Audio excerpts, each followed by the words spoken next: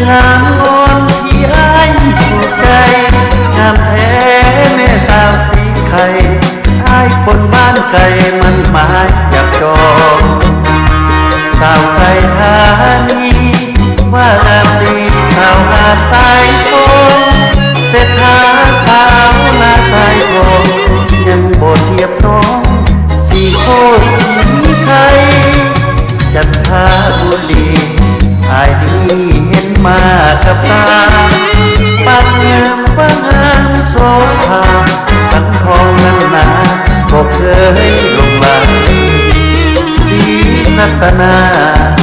บอกเคยคิดอยากฝากใจ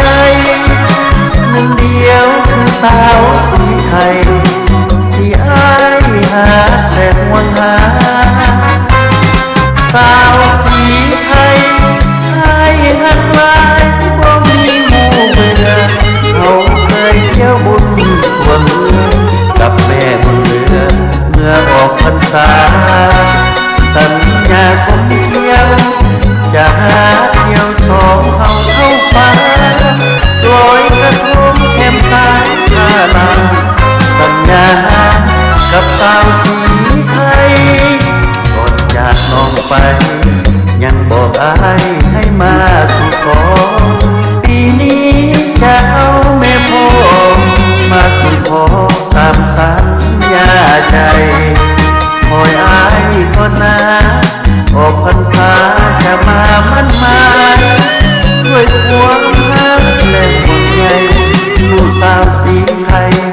อย่าเฝ้าลืมกัน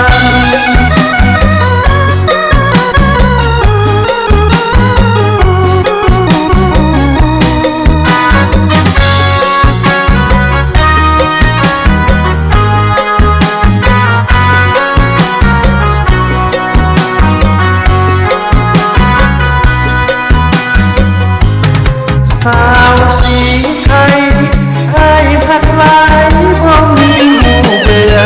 เขาเคยเที่ยวบนส่วนเรือกับแม่บนเรือเมื่อออกพรรษาสัญญาคงเที่ยว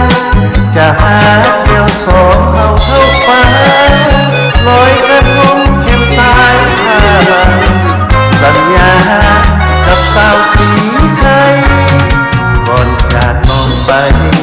ยังบอกอายให้มาสู่ขอปีนี้จะเอาแม่พ่อมาสู่ขอตามสัญญาใจคอยอายก่อนนะออกพรรษาจะมามั่นหมายด้วยความรักและห่วงใยผู้สาวสีไทยอย่าเฝ้าลืมกัน